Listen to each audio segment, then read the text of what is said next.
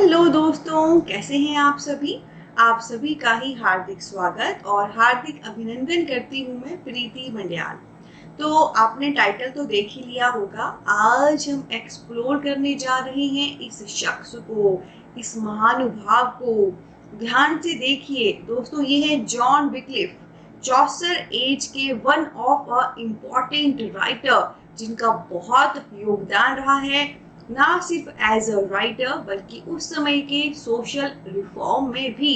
तो जानना चाहते हैं आप इनसे संबंधित वो सभी फैक्ट्स जो एग्जाम से रिलेटेड इम्पोर्टेंट हैं, तो आइए शुरू करते हैं। तो दोस्तों, जॉन विक्लिफ के बारे में सबसे पहले इनसे संबंधित है लोलार्ड मूवमेंट, जो मैं एक्सप्लोर करना चाहती हूँ, जो मैं आपको बताना चाहती हूँ। तो दोस्तों, लोलार्ड मूवमेंट को शुरू करने का श्रेय इसके कर्ता धर्ता जॉन विक्लिफ थे। ठीक है। और ये लोलार्ड मूवमेंट एक प्रकार की रिलीजियस मूवमेंट थी, धार्मिक मूवमेंट थी। तो प्रश्न ये उठता है कि क्यों जॉन विक्लिफ ने ये लोलार्ड मूवमेंट शुरू की, ये रिलीजियस मूवमेंट शुरू की। तो आपको पता है 14th सेंचुरी में ना हालात अच्छे नहीं थे। रिलीजियस पॉइंट ऑफ व्यू से लोगों को बहुत उल्लू बनाया जाता था। चर्च में इस प्रकार की भ्रांतियां थी कि अगर आपसे कोई पाप हो गया है, इतने पैसे दे दो तो आपका पाप माफ हो जाएगा। अच्छा, एक पाप हुआ है 100 रुपए दे दो, 2 पाप हुए हैं 200 दे दो, अच्छा 5 हुए हैं कोई बात नहीं 300 में हो जाएगा।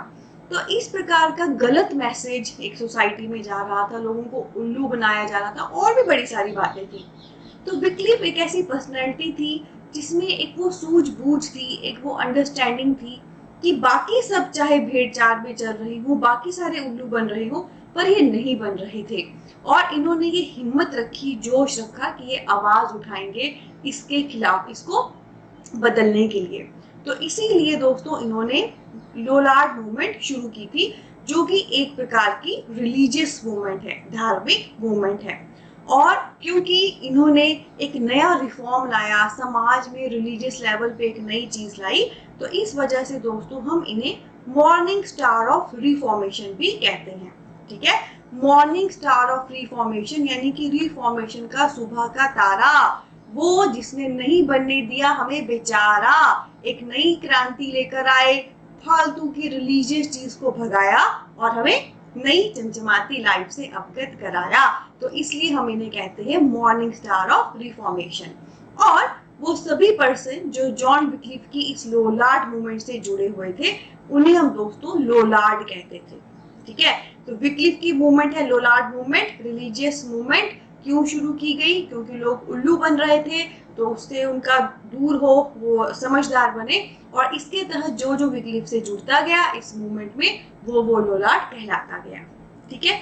इसके बाद दोस्तों आगे मैं आपको कहना चाहूंगी, जॉन विक्लिफ को हम फादर ऑफ प्रोज भी कहते हैं। ठीक है।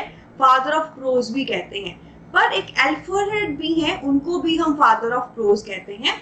और जो एल्फ्रेड है वो बेसिकली एंग्लो सैक्सन एज में फादर ऑफ प्रोज कहलाए जाते हैं, जबकि Chaucer age and onward father of prose जो है जॉन विक्लिफ कहलाए जाते हैं। तो ये खास बात है। जैसे मैंने आपको चौसर को लेकर बताया था, उन्होंने इंग्लिश लिटरेचर का बीज बोया जो इतना बड़ा बना एंड ऑल। तो वैसे ही इंग्लिश लिटरेचर में जो प्रोज का पोर्शन है उसके फादर बेसिकली हम विक्लिफ को कहते हैं। पर हाँ, चौसर एज से पहले जब एंग्लो सैक्सन एज थी, तो यही ओहदा एल्फ्रेड को दिया गया था। So both are father of prose, पर एल्फ्रेड एंग्लो सैक्सन एज के तहत फादर ऑफ प्रोज है, जबकि Wycliffe Chaucer age onward father of prose है।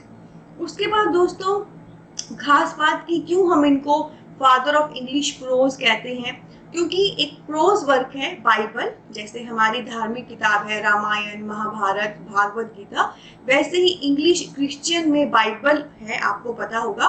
तो बाइबल की ट्रांसलेशन इन्होंने की थी, उसकी ट्रांसलेशन की थी। बाइबल एक प्रोज वर्क है और ये इंग्लिश में एक ट्रांसलेट करके प्रोज वर्क लेकर आए, तो हम इन्हें फादर ऑफ प्रोज कहते हैं कि बिगिन अगर इंग्लिश लिटरेचर में प्रोज की है तो वो इन्होंने की है। ठीक है। इस बात का ध्यान रखें। उसके बाद दोस्तों इसके तहत ही बताना चाहती हूँ, गॉस्पेल्स भी हैं, उनकी भी उन्होंने ट्रांसलेशन की थी 1382 में उन्होंने गॉस्पेल्स की भी ट्रांसलेशन की थी। अभी गॉस्पेल्स क्या है? देखिए, बाइबल में यीशु मसीह का जिक्र है, जीसस क्राइस्ट का जिक्र है, तो उनसे संबंधित जो कहानियां हैं वो बेसिकली गॉस्पेल्स में लिखी गई हैं, ठीक है। उनसे संबंधित कहानियां इसमें लिखी गई हैं, तो उसमें जो भी कहानियां हैं गॉड से संबंधित, बाइबल से संबंधित, जीसस क्राइस्ट से संबंधित, यीशु से संबंधित, उन सबको जो है इन्होंने ट्रांसलेट किया है। तो इन्होंने बेसिकली रिलीजियस वर्क को ट्रांसलेट किया है, बाइबल को भी और गॉस्पेल्स जिसमें बाइबल से ही संबंधित बातें लिखी गई हैं। तो कैसा लगा दोस्तों आपको सेशन? अच्छा लगा हो तो सेशन को जरूर थम्स अप दें, लाइक करें और इंडिया के सबसे पहले पॉकेट फ्रेंडली पॉकेट पढ़ाई ऐप को डाउनलोड करें। इस वीडियो के डिस्क्रिप्शन में लिंक दिया गया है ऐप का। आने वाले एनटीए एग्जाम के लिए वहां पर पॉकेट फ्रेंडली कोर्स लॉन्च हो चुका है। साथ में दोस्तों अगर आपकी कोई भी क्वारी है स्टडी रिलेटेड, आप हमको व्हाट्सएप कर सकते हैं, नंबर डिस्क्रिप्शन बॉक्स में है। और हाँ, हमें फॉलो करिए डिफरेंट मीडिया साइट्स पे, फेसबुक, टेलीग्राम, इंस्टा हमारा परिवार है, और बढ़ाइए और प्यार से, खुशियों से आगे बढ़ते जाइए। बहुत सारा प्यार, बहुत सारी ब्लेसिंग। मिलते हैं आने वाले एक और ऑसम लेसन में। Take care.